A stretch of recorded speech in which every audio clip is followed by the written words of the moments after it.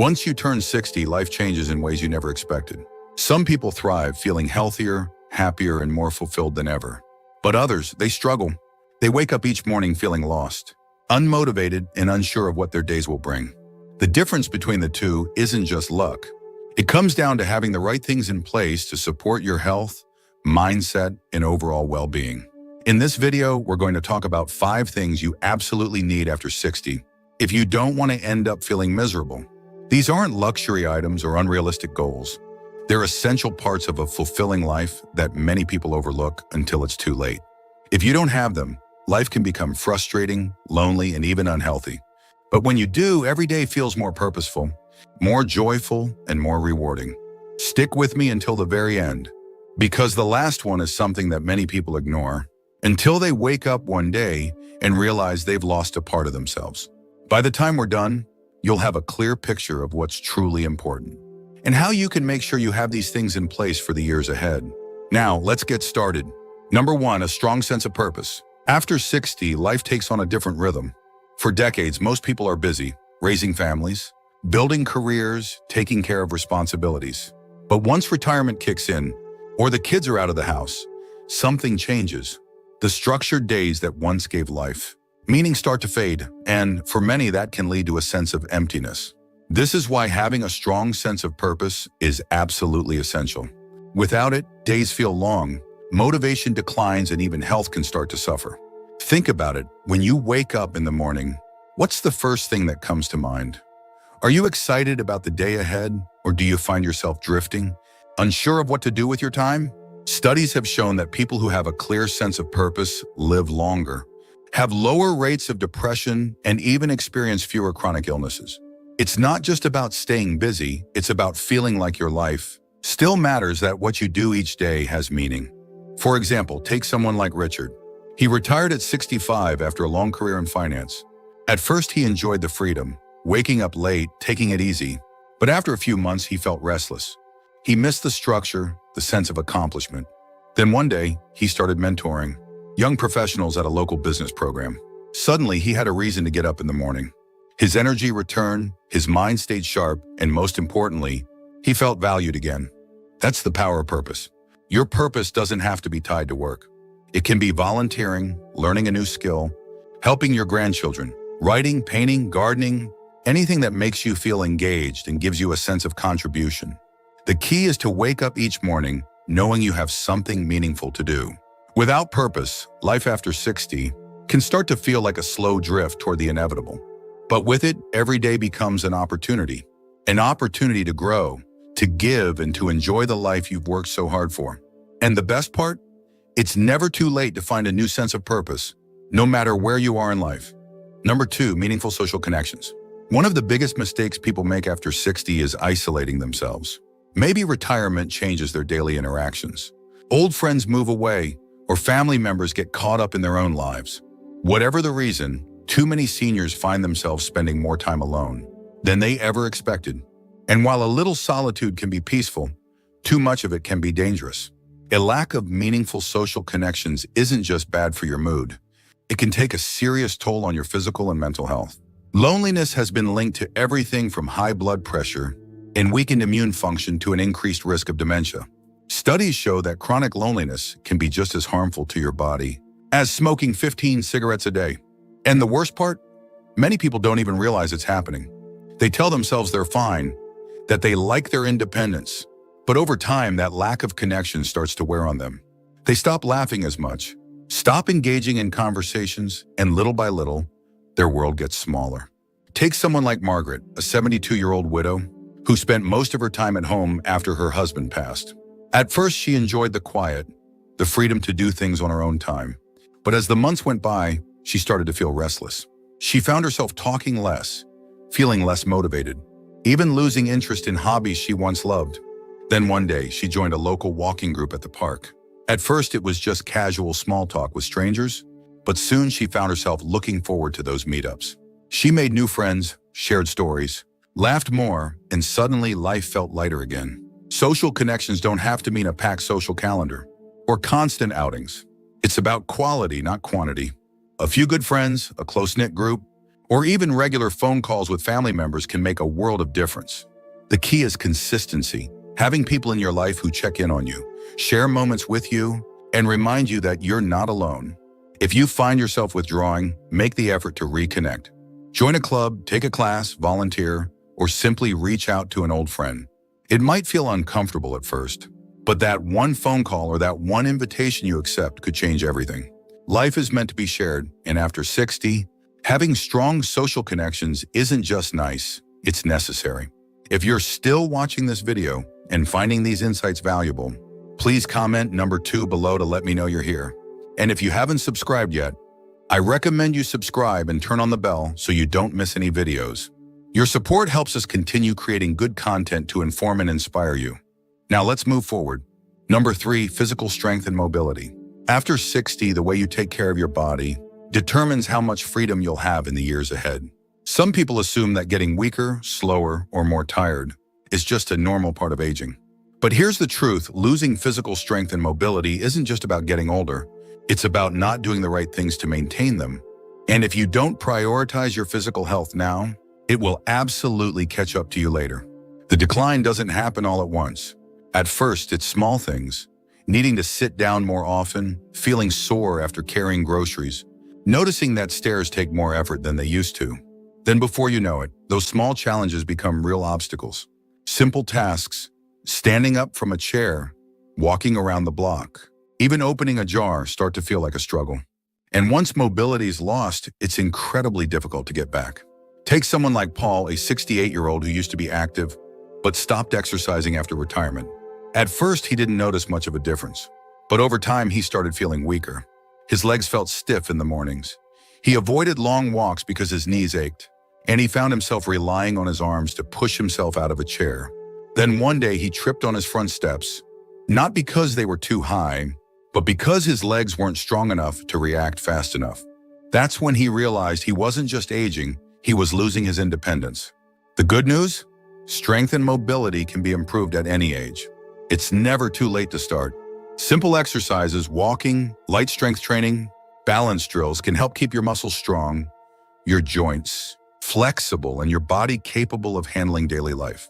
Studies show that seniors who do regular strength training have lower risks of falls, better heart health, and even improved brain function. And here's something many people don't realize. Muscle loss isn't just about weakness. It directly impacts metabolism, energy levels, and even immune function.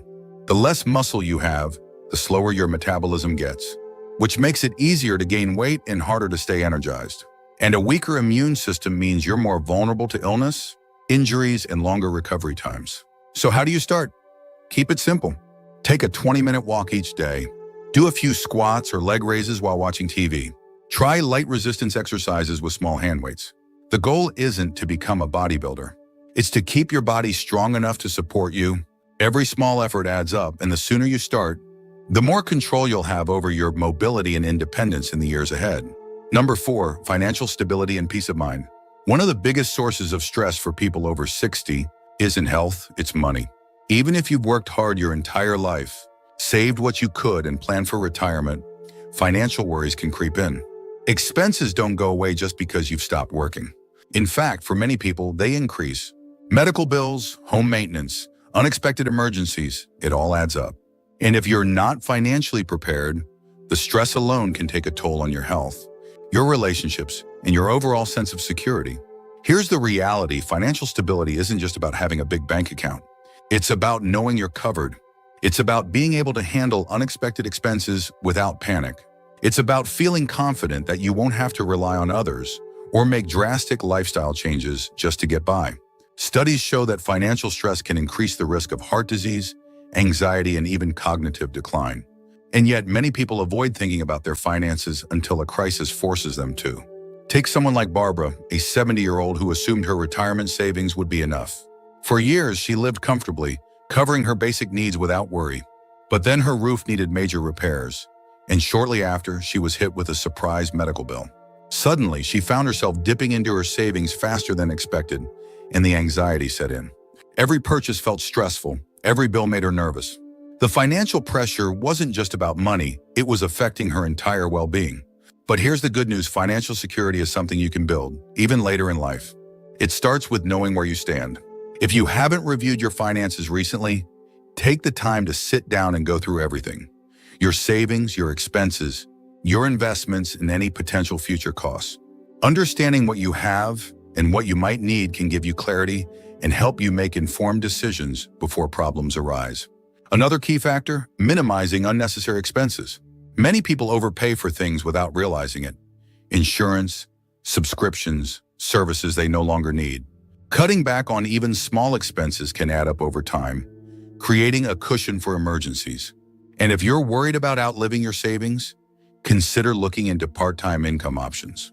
Many retirees find joy and purpose in small side jobs, consulting, or even turning hobbies into income sources. Lastly, don't overlook the importance of having a plan for medical and long-term care expenses. Healthcare costs can be one of the biggest financial burdens in later life, and having the right insurance or financial strategy in place can make a huge difference in your ability to handle those costs stress-free. Financial peace of mind isn't just about numbers on a page, it's about freedom. It's about knowing that no matter what happens, you're in control of your future. And when you have that security, everything else in life feels just a little bit lighter. If you're still watching this video and finding these insights valuable, please comment number 2 below to let me know you're here. And if you haven't subscribed yet, I recommend you subscribe and turn on the bell so you don't miss any videos. Your support helps us continue creating good content to inform and inspire you. Now let's move forward. Number 5, a sense of personal growth and curiosity. After 60, many people make the mistake of thinking their best years are behind them. They settle into routines, avoid new challenges, and stop pushing themselves to learn or experience new things. And at first, it might not seem like a big deal. But over time, something happens, they start to feel stuck. Life becomes repetitive. The excitement, the curiosity, the feeling of moving forward slowly fades. And when that happens, it doesn't just affect your mood, it affects your brain, your energy, and even your health. Here's the truth: the moment you stop learning, you start declining. Studies have shown that keeping your mind engaged, whether through reading, learning new skills, or even just staying curious, can significantly reduce the risk of cognitive decline and diseases like dementia. It's not just about keeping busy. It's about growth. It's about maintaining the part of yourself that thrives on discovery, on challenges, on the feeling of accomplishment. Take someone like Thomas, a 74-year-old retired engineer. After decades of working on complex projects, he suddenly found himself with nothing to work on.